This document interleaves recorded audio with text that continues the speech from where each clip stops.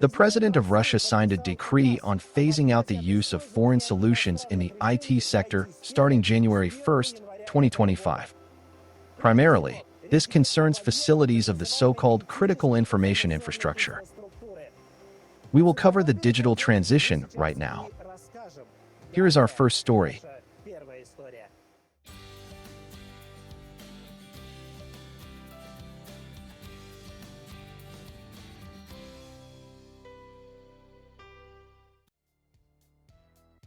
Made in Russia. Kirovsk, Murmansk region. The Kirovsky mine, where apatite nepheline ore is mined, which is eventually turned into mineral fertilizers, is located inside a mountain. It sits in the Kibany, Murmansk region. It is an entire city, and managing it is incredibly difficult. Naturally, you can't get by without automation and digitalization. We'll tell you right now how new technologies are helping the miners.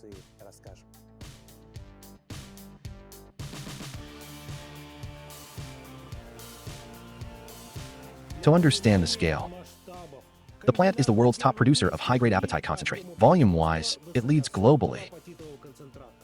It is over 95 years old, and the president of Russia awarded the enterprise the Order of Valiant Labor.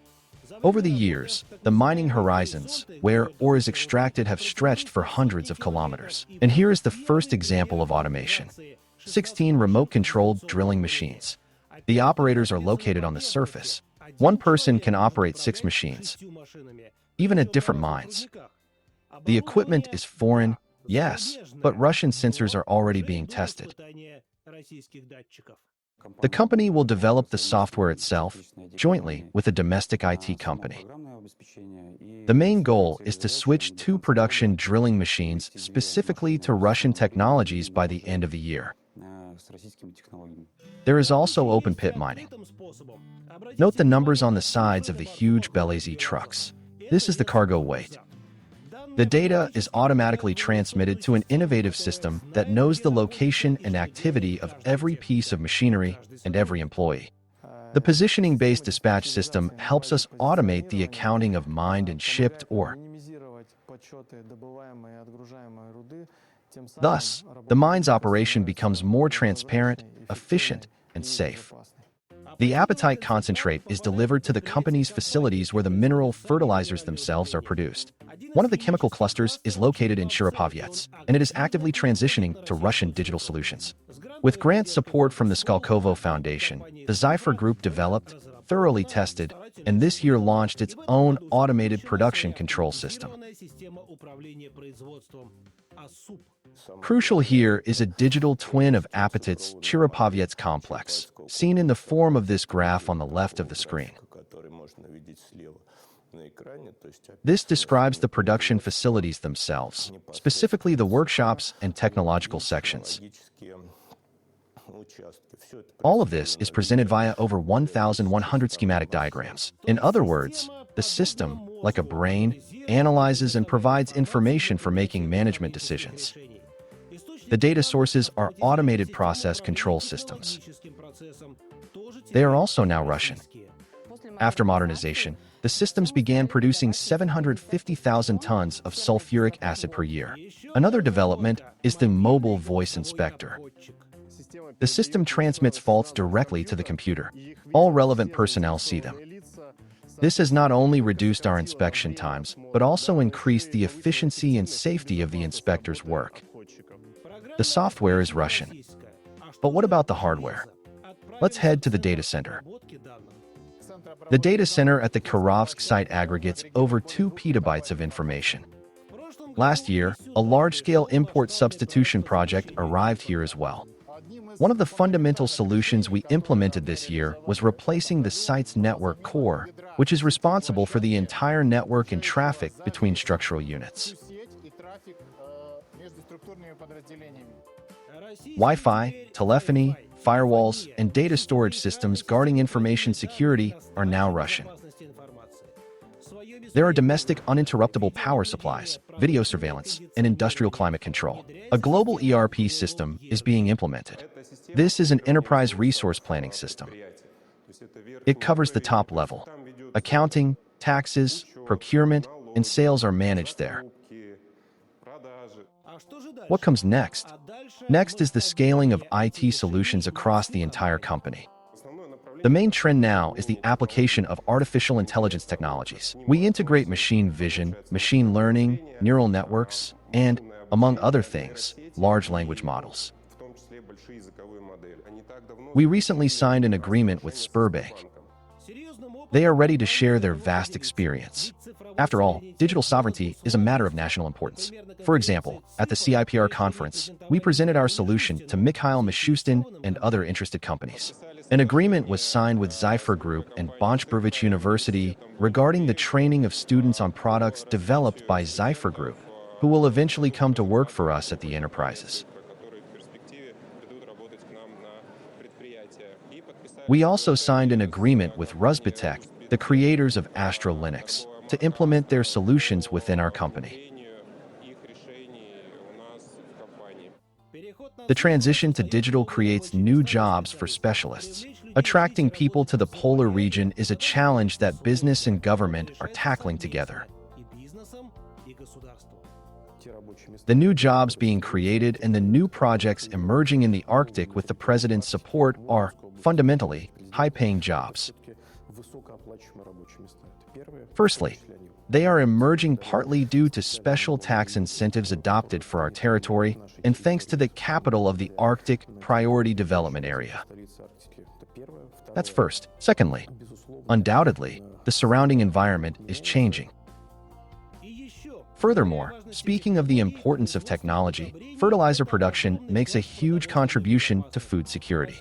1 out of every 3 tons applied to Russian fields is supplied by this company, and exports reach more than 100 countries. Overall, domestic goods are becoming increasingly popular despite the attempts of unfriendly nations. Last year, Russia ranked in the top 3 for foreign trade revenue, while the US was in last place. The Made in Russia festivals and fairs are highly effective for promotion.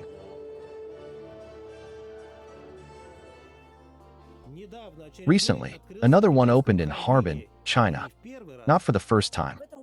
This year, the exhibition area allocated to our fair is twice as large. Despite the tight layout and the large number of other provinces showcasing their products, the Harbin Trade Fair organizers allocated us a large space.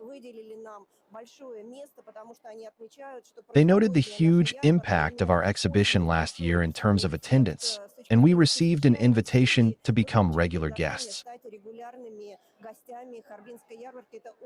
This is very valuable to us. In particular, Chinese developers were impressed by Russian drone software. We managed to discuss potential cooperation regarding the integration of a specialized module of our simulator with DJI products. Similar events, in various formats, have taken place and are taking place in the United Arab Emirates, Vietnam, Indonesia, and Egypt. Interest is growing, including interest in the products of our next feature from the Republic of Tatarstan.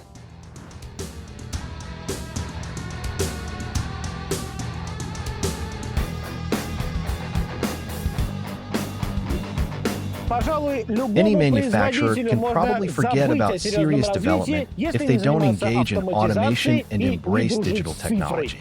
Well, the automaker from Neighborezny Chelny embraces it and is ready to share its accumulated experience with others.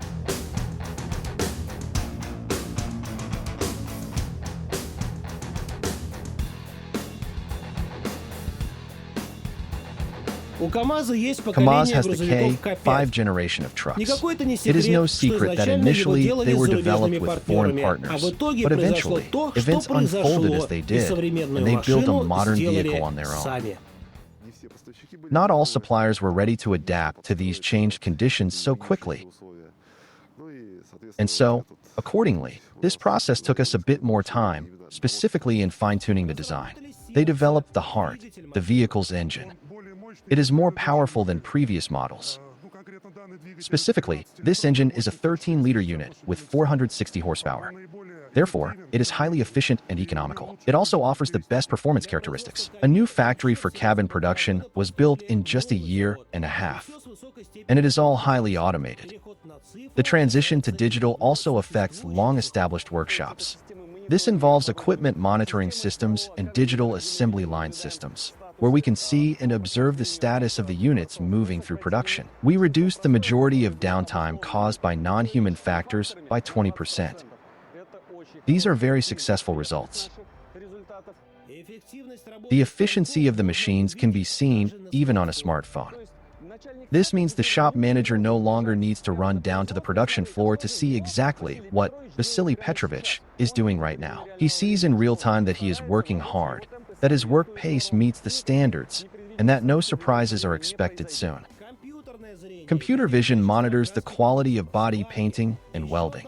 Another program manages the logistics of component supply and the movement of parts within the plant. In after-sales service, we have increased the speed of processing dealer requests by 2.5 times, while reducing the cost of those requests threefold. Experience is also shared with other regions. A passenger transport control service was developed with the Moscow government.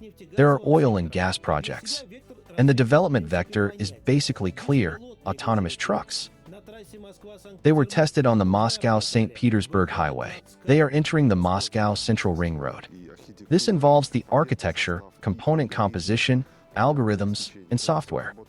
This is the foundation for future K6 trucks. Work on them actually began about 2 or 3 years ago. But right now, our colleagues are engaged in documentation development and planning.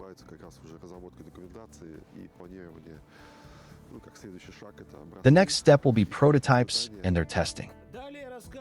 Next, we will talk about the production of equipment in Chelyabinsk that helps make factories digital.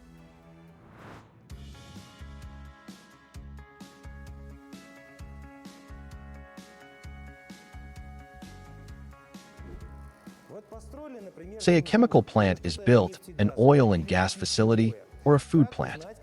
How do you measure the output? How much oil, gas, or grain, or the pressure levels? Chelyabinsk flow meters have the answers. We are about to find out just how smart these devices are.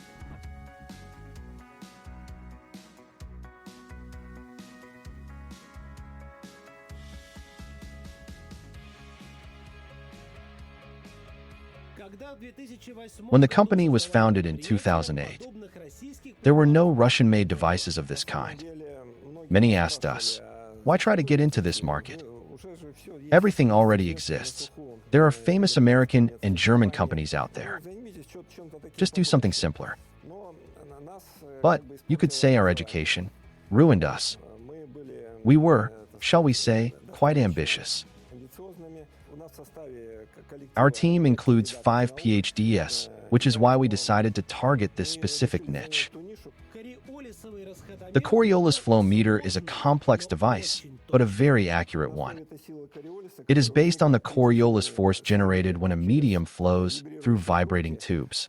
This is a very subtle effect that allows us to measure flow. How many kilograms flowed through the pipe section per unit of time? Right here, we measure the signal from the primary sensors with high precision, down to the nanosecond level. The full production cycle for such devices was mastered here a Russian first, including sensors and electronics. The metrological laboratory confirms an accuracy that is 30 times higher than a standard water meter, as well as the device's intelligence. This sensor is intelligent. It has built-in self-diagnostics.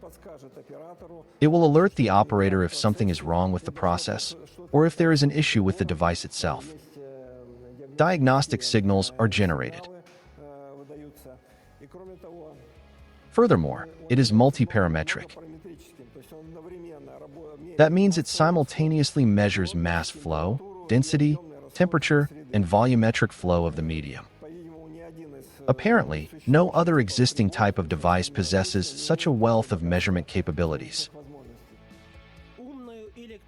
The smart electronics, which allow for integration into automated process control systems, were even exported. Where do you think? To China. Usually, standard electronics are imported from there, but we supplied this intelligent electronics to Chinese manufacturers of Coriolis flow meters so they could equip their own devices with it. But that export has stopped. First, with foreign competitors leaving Russia, local demand has surged. And second, we are now exporting finished devices rather than just components. Currently to the CAS, but we plan to target the Middle East. The export center, including its Chelyabinsk branch, has been a huge help in this regard. Next month, we are participating in an exhibition that is partially funded by the center. The export center organizes meetings for us with the right people in our export destinations. Our main markets right now are Central Asia and Belarus, with entry into the Middle East market coming soon. The export center evolves its support measures, both financial and non-financial, to address current needs, ranging from training and participation in business missions to reimbursing logistics costs. For example, in China and other countries, we must not only showcase the product and help enter the market, but also to ensure stable supplies. We have a network of pavilions. We have a national Made in Russia pavilion in Shanghai featuring samples of many of our products. Our pavilion operators first look for distributors, demonstrating what can be done with these samples. Second, they look for partners so that branches of these pavilions can be established in every province. We already have partners in 4 provinces acting as hubs for selling the products displayed in our national umbrella pavilion.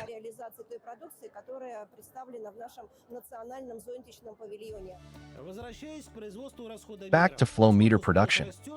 Rising demand means output must increase. Current output exceeds 100 units per month. Moving forward, modernization is key. For instance, a new vacuum furnace was purchased. Inside its chamber is where the perfect hermetic seal is created. The state helped with this.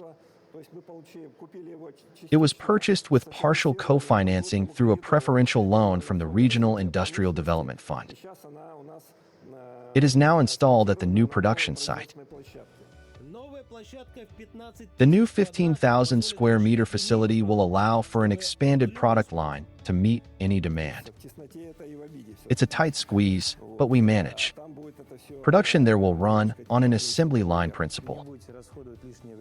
So you won't waste flow producing flow meters. That's a good one. And that is how a small business, offering a necessary product with support, becomes a medium-sized one and continues to grow. Small and medium-sized enterprises, SMEs, make up about 30% of the regional economy. This is significantly higher than the national average.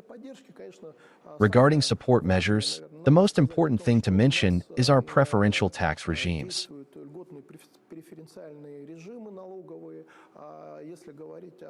Take the simplified taxation system, for instance, basically the main fiscal regime. In the Chelyabinsk region, it offers maximum benefits, especially for small industrial enterprises. For enterprises working in innovative sectors of the economy or in areas we consider strategic. Speaking of smart digital manufacturing, we can't ignore robots. There are robots here from Perm.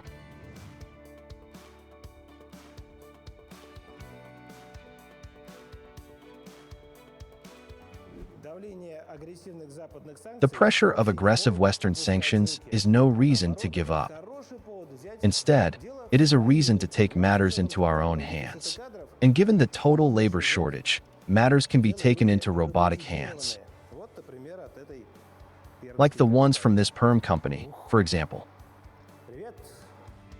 Hello.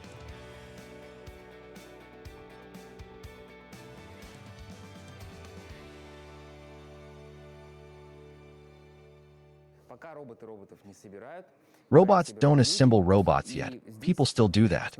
And here, the main components take on the shape of robots. Here we see the base where the wheels and main metal elements are installed. After that, the arms and hands are assembled, and the head is put together here as well.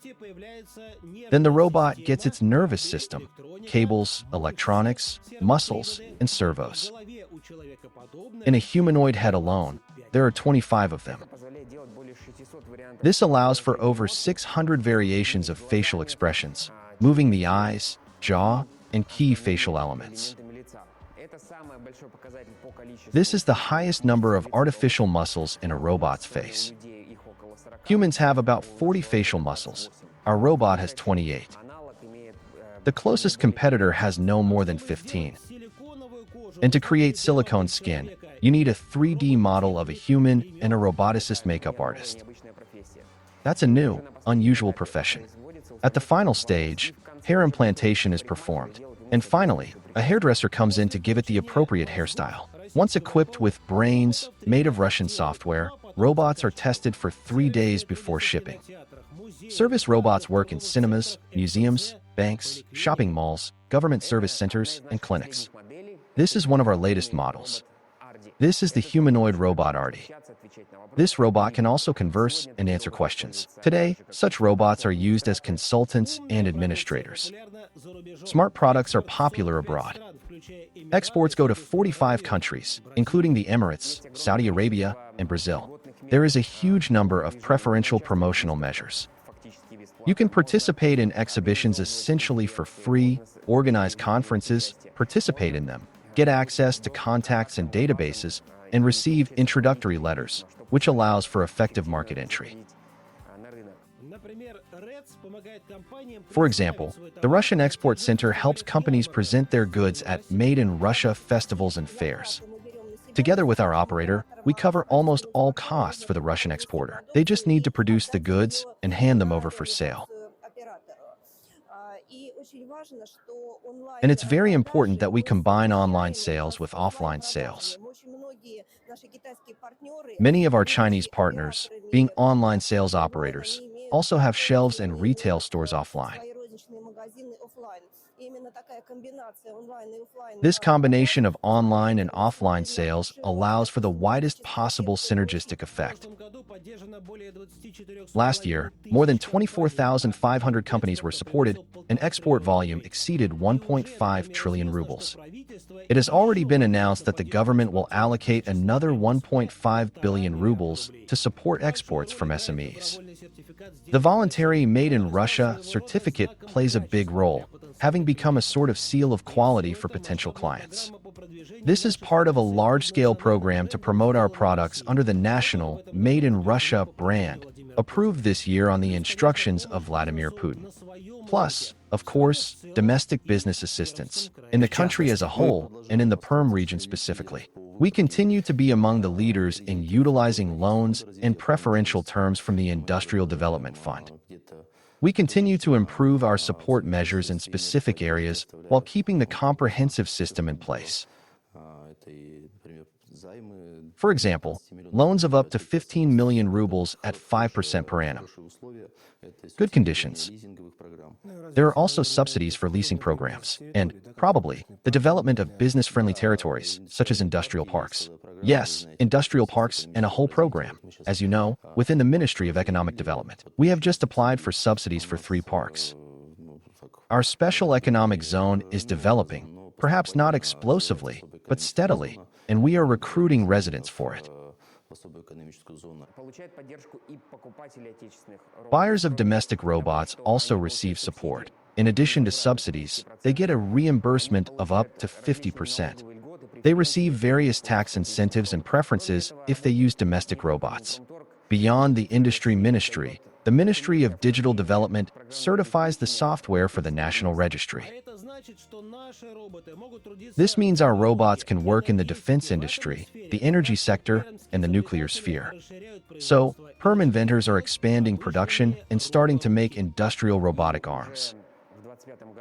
By 2025, dozens of enterprises will be using our robotic arms for welding, marking, sorting, moving, and a multitude of other important processes.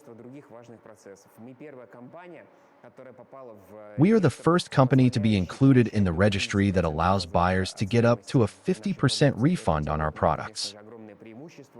This gives us a huge advantage in terms of import substitution. We are more attractive in price than foreign analogs. And by the way, even though there are foreign parts, they're getting fewer. With the emergence of demand in a Russian robotics market, it turned out that servos are made in Chelyabinsk. Wave gears come from St. Petersburg, and they write excellent software in Tatarstan. Overall, the stories we managed to tell, and many more examples that remained off camera, prove one thing. Companies helping the country achieve technological sovereignty clearly do not want to miss this window of opportunity.